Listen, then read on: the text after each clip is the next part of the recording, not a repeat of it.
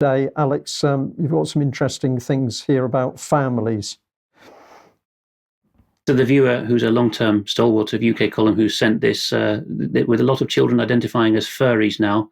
In fact, I've just recorded an interview with a lawyer this morning about that theme, among others. It's good to have some light relief on this. So one story doing the rounds, says the viewer, is two Belfast mothers of small boys who meet for a coffee and sharing the latest news of their sons and heirs. One mother asks the other what she thinks about this bizarre craze of kids self-identifying in the new jargon as an animal or an inanimate object. The second mother admits that her 7-year-old has recently announced that he's self-identifying as a cat, though fortunately a tomcat. What's the resolution there? Well, the first mother's appalled and tries to sympathise with her friend. The second mother reassures her that she knows it will only be a passing fad and points out that she and her husband are actually seeing beneficial signs linked to their son's new identity. Firstly, they've noticed that the lad is now actually washing behind his ears regularly. And secondly, the husband seems sure that the little tyke has actually nailed the mouse problem they were having in the garden shed. So people take this incredibly seriously, but for a Friday afternoon, we have to have a bit of light relief there. We also have a cartoon to close us out, Brian. Mariana Spring has been much in the news, and somebody who's been watching and supporting us a great long time now, Ned Pamphilin, the link to his Twitter feed will be in the show notes, of course, has come up with this impression of her latest assault on the Irish light. There we are. She's boinging around on her spring. Her assets are on show. It's dark in here down her bunny hole, which is, of course, where the conspiracies are examined. And she thinks that she's earned her bunny tail and ears by reporting via BBC Vilify that the Irish light is a nasty, misogynistic title. Yeah, Alex, thank you very much. We do need the humour. Okay, we've got a video clip to end on. Tell us about this. This is a US presidential candidate, RFK Jr., accusing directly a former British Prime Minister, namely Boris Johnson, of having ensured that there would be no end in April 2022 to the Ukraine war. He's talking here to some Black Americans who've got an organised political campaign going, and I think that they're interviewing him as part of that to see whether their constituency should vote for him. It's quite a sleeves rolled up, no holds barred interview, and in this segment of just under 3 minutes, he gives us his understanding, which is, I think, vastly superior to most British and American front-rank politicians, of how the Ukraine war began last year and how it developed. And we didn't need to have that war.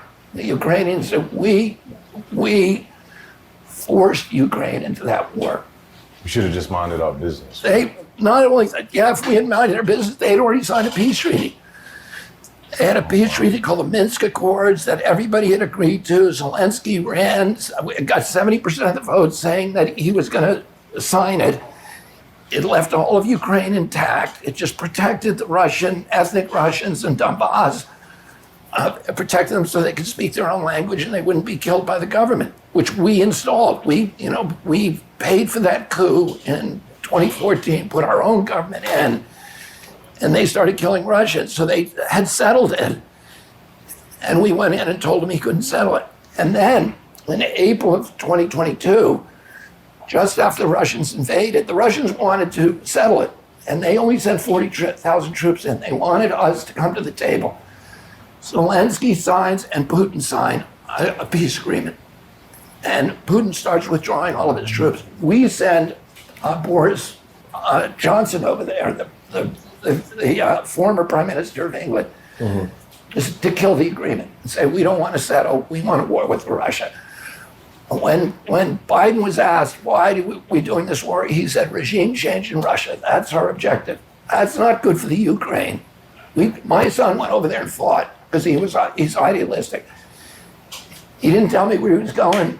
He went over there, he joined the Special Forces unit, he was a machine gunner, was in the Kharkiv offensive, and